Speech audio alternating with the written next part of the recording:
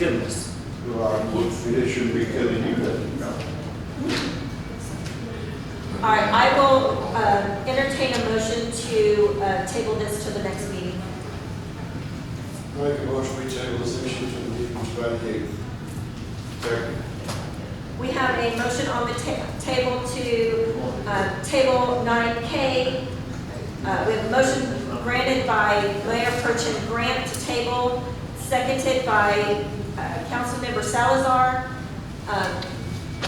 City Secretary, please call roll. Mayor Pro Tem Grant, Yes, ma'am. Councilmember Salazar, Yes. Councilmember Ryder, Yes. Councilmember Street, Yes. Councilmember Martin, No. Mayor Aldridge. Yes.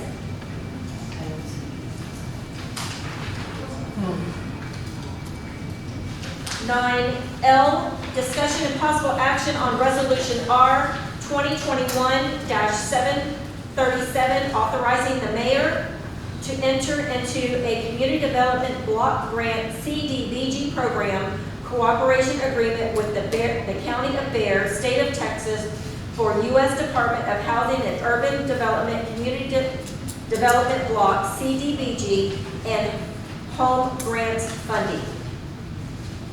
So this is the agreement that was approved last council meeting so that we can continue to be eligible to apply for CDBG funds. You all approved the agreement. I did not realize at the time that the county wanted a resolution to accompany the agreement, and it is due tomorrow, so we would need to approve the resolution tonight, and then we can submit it with the agreement. Yes, I'm going to make you read the Mayor, make a motion, we approve resolution R 2021-737, authorizing the mayor to enter into community development block grant program cooperative agreement with the County of Bear, State of Texas, for the Department of Housing and Urban Renewal, community development block grant, and home grants funding. Second. We have a motion made by Mayor Pro Tem Grant and seconded by Councilmember Salazar to authorize the mayor to enter into a community development block grant CDBG program cooperative agreement with the County of Bear. City Secretary, please call roll. Mayor Pro Tem Grant, Yes. Councilmember Salazar, Yes. Councilmember Ryder, Yes. Councilmember Street, Yes. Councilmember Martin, Yes. Mayor Aldridge. Yes. Moving on to 10A, City Manager announcements.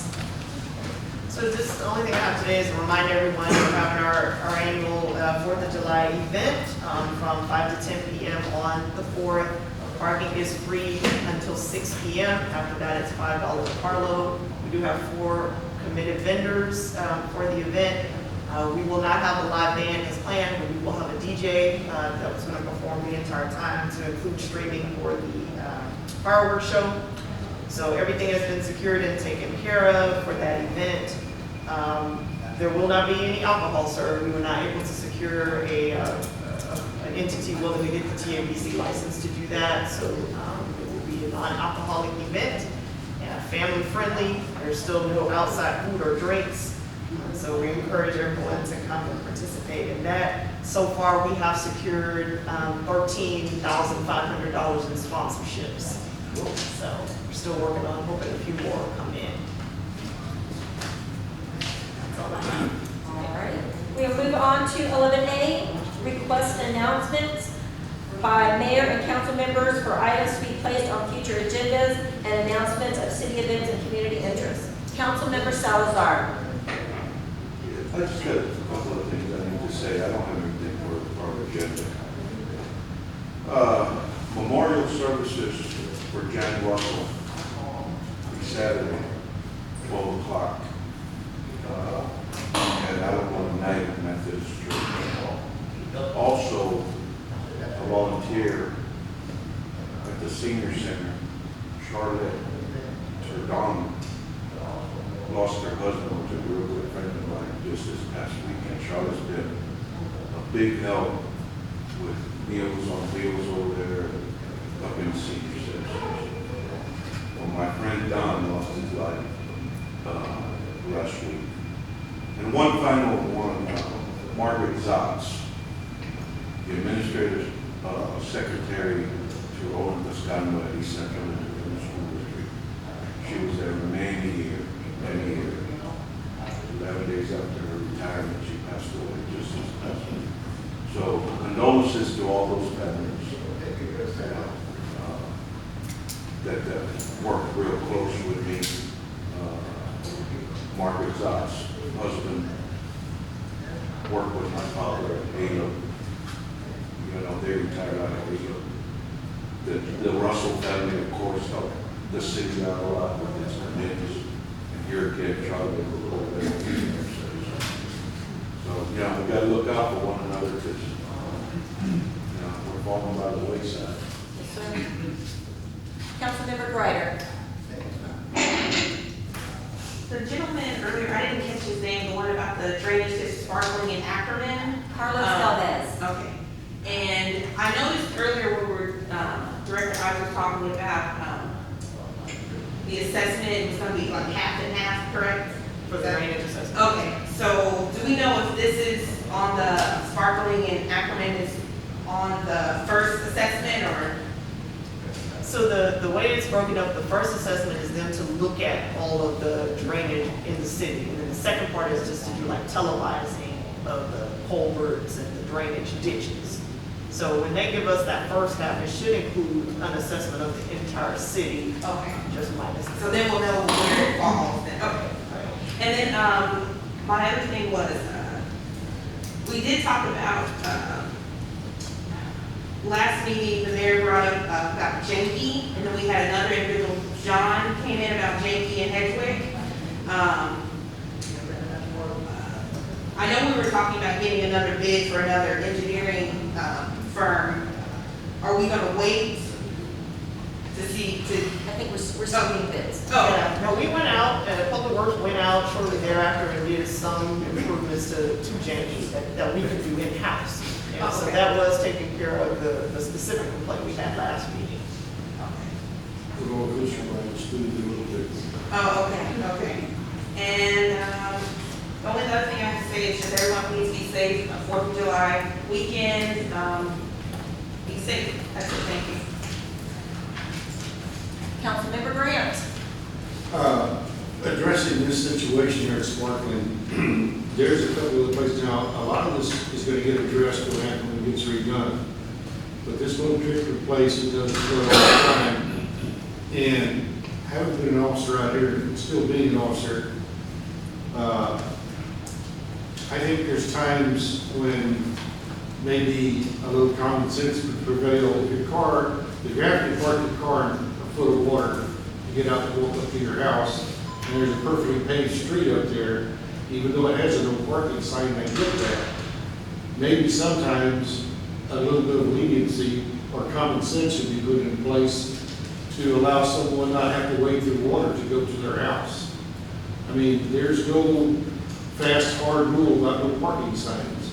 I live on the, we got them up and down the north side, and there's not a day that doesn't go by that somebody is not parked in front of one of the houses. And the reason being is because the driveway, they have guests, and their driveway can't take all the cars. And I've yet to see a ticket there. And to be honest about it, as an officer, I wouldn't write that ticket anyway. And I'm just being honest with you. Now, I can't direct anyone to do anything. All I'm asking is maybe thinking about that. And when this situation, it doesn't flood every other week. It floods the last couple of rains we had, and now it's not flooded at all, so everybody can walk to their house.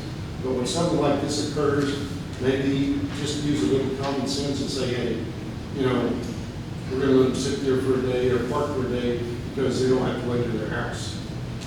And last meeting, someone brought up a situation about a mile per hour sign. Well, I will tell you this, again, we have a mile per hour sign. And honestly, folks, they're totally useless. They don't do anything. All they do is tell you you're going too damn fast and there's nobody around there to enforce it. So, I mean, spending that kind of money, the only thing that you could use a sign like that for is if it recorded time, date, and speed, and where it was, and you could use that to measure the traffic on a street. And I think we got that one pretty much figured out. Our police department knows what streets to work. So I just wanted to put that out there, that's, you know, something that we really don't need. I'd much rather see that go into other type of traffic control devices. And we all have a safe and happy 4th of July. I'm going to be sitting with my dog, doing a little value for dogs, lost those Tracy. But y'all enjoy the fireworks display. Thank you. Councilmember Street. I have several things. Presentation on the asphalt zipper machine. I'm working on a presentation for that with figures, with machinery that we would need to do the process, including personnel and whatnot. I'm hoping I can get someone to come in and talk, but if not, I will do it. So if we can put that, make sure that's on the agenda for next time. So not during the 8th when we talk about the streets, so we Yeah. have that Are we gonna do that? at 6, during that meeting, is that what you're asking? Yes. Okay. Also, last meeting, Mr. Willie Mae Clay was asking about a ramp at the Via bus stop on Charles Conrad. Ms. Monique, did you get a chance to check on that? Yeah, the mayor and I actually had a meeting with Via the day before yesterday. Tuesday. And we discussed that with them, so that is something that they're gonna follow up on their end with their board. Okay, well, I just wanted to follow up on it because it wasn't on the agenda and I wanted to make sure that if it needs to be, we put it on the agenda. So- Yeah, and really nothing on our end, we're trying to get Via to fund that. Right. Okay, great. Also, a reminder to email or call Bear County Commissioners Court about how much Kirby needs the CDBG grant. I've emailed Precinct 4, and the last day to do that is July 8th. So please, email them and tell them that we deserve that grant. Okay? And last thing, Town Hall. Councilmember Grant and, not Grant, Martin and I are gonna have a town hall meeting on July 17th, that's Saturday morning from 9 to 11 at Hugo Lenz Park.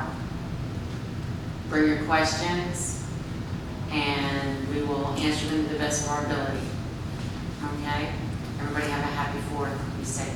Thank you. Councilmember Martin. I want to thank everybody for coming. Thank the city staff, police, fire, public works, everybody.